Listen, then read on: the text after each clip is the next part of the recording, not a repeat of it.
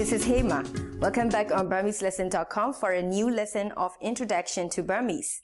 In this video, I will teach you about nouns in Burmese.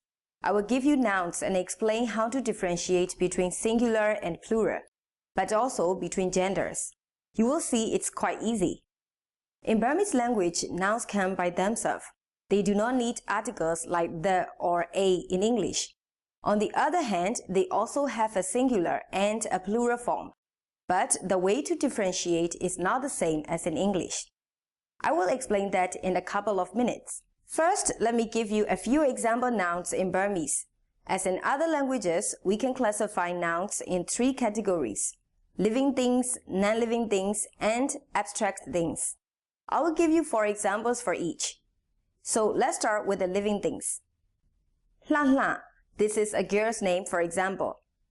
Noa means cow, or more broadly, bovine.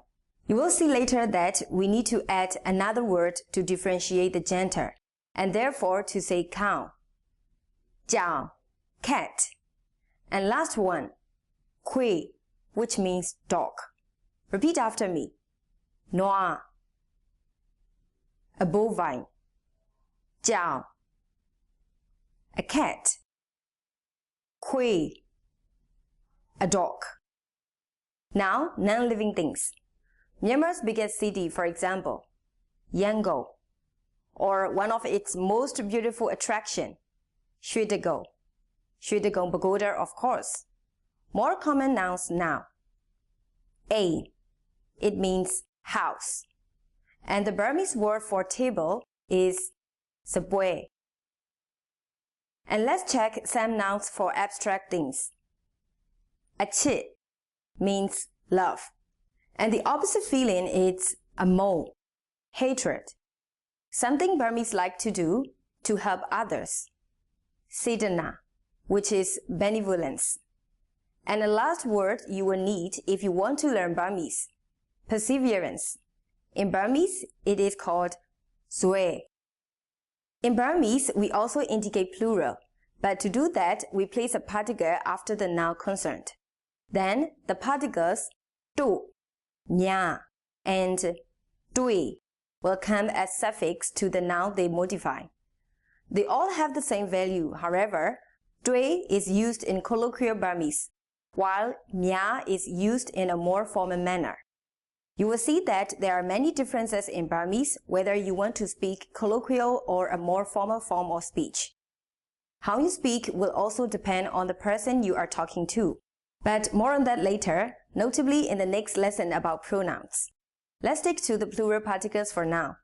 The third one, the particle do, is mostly used in the written form, but it is commonly used in spoken Burmese to change pronouns from singular to plural. I will give you a few examples of words in both singular and plural form to let you understand the difference. Lu means person, for example, but to say people, in Burmese, we will say lu mya. But as I said, it is very formal, so you should better say lu dui. Next is a pronoun tu. It can mean he or she. So for the plural form, we will add do, tu do, they. Jano means I. Then jano do means we. Next is a word I gave you already, noa, cow or bovine. Its plural form is noa dui, cows. A book in Burmese is sao. Then books will be sao dui. And a last one, sabwe, means table. So to say tables, Burmese people say sabwe dui. Note that we use these plural markers or particles in Burmese only for nouns that are not quantified. If the noun comes together with a quantity, no plural particle is needed anymore. However, we will need classifiers, also called counters. But more on that in our classifiers lesson. Now let's see whether Burmese language has gender or not, and if yes, how to express it. Unlike European languages like German, French, or Spanish, Burmese language doesn't have grammatical gender. There is no such thing as a feminine, neutral, or masculine noun. Nevertheless, as it is made for certain nouns in English, pronouns, for example, he, she, and nouns like actor, actress, a distinction is made between genders for all living things using again suffixed particles. To show masculinity, we will use the particles ta, ti, and po. And the particles tu and ma will be used to express femininity. First, here are a few examples of words using ta for masculine and tu for feminine. Let's start with jiao, which means school. If you add the particle ta, it will mean male student. Listen, jiao ta, jiao ta. And then female student is jiao tu. In the next group of words, yua means village, but yua ta means male villager, and yua tu means female villager. Last example using ta and tu. To means rural area in Burmese. Therefore, to ta is a male from rural area, and to tu is a female from rural area. As you could see from these examples, ta and tu are mostly used for people and not for animals. The three other particles, ti and po for male and ma for female, will be used to differentiate gender between animals, but also in some cases for human beings. I will start with three examples using ti and ma to form masculine and feminine nouns. And now that we have already learned, noa, bovine, is declined into noa ti, and noa ma, cow. The masculine of jiao, cat, is jiao ti, jiao ti, male cat. And then the feminine is jiao ma, female cat. Another domestic animal using these particles to differentiate gender is a dog. Kui in Burmese. Kui ti is a male dog, and kui ma is a bitch or a female dog. I think you got the pattern by now. So for the last couple of particles, po and ma, I will give you only one example, but you can check for more on the vocabulary tab of the lesson. Deye is a general term for deer, but if you want to be more specific, you will say deye po for deer and deye ma for hind or doe. Note that there is one specific case in which we use the particle pa to mark masculinity, while the particle ma shows femininity.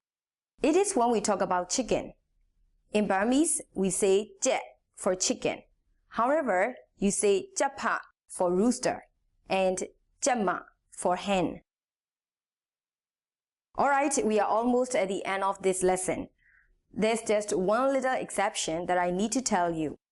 In some cases, we differentiate between male and female only by adding the particle ma to create the female noun. The particle for masculine noun is omitted. In these cases, it is actually implying that the nouns without particles are masculine. I'll just list a few of these exceptions for you. Du, nephew. Du ma, niece. Ni, brother. Ni ma, sister. Bayin, king. Bayin ma, queen. That's the end. Nothing left to teach for this lesson. How did you find it? It's not that hard, but you might just need to memorize the particles and to know which particles to use with which words. But you will encounter those words with time, just trying to memorize them on the spot. Now, before I close this lesson, let me test you a little. Nothing big, just a little quiz to see if you could memorize some of the nouns and particles from this lesson. Okay, what is the word jiao in English? It means cat. Then what is the function of the particle dui? It is a particle that comes after the noun and shows plural. Now, what does nima means? Exactly, it means sister. A little bit more difficult. How to say male student in Burmese? Could you remember? Perfect. We say Chang Ta. And the last question. How do we say books in Burmese? Be careful, I'm looking for the plural here. Correct. We say Sa Otui. I hope you enjoyed this lesson and you could understand the basics of nouns in Burmese. There is still a lot to learn though. Like for example, how to use a noun in a sentence or how to form a noun with a verb or an adjective. But this will come in time with other lessons. For now, try to practice using our lesson tools and let's meet for the next video lesson of the Introduction to Burmese Language, Pronouns in Burmese. And be ready, there are many to learn. Enjoy learning with us and have a great time. Bye-bye.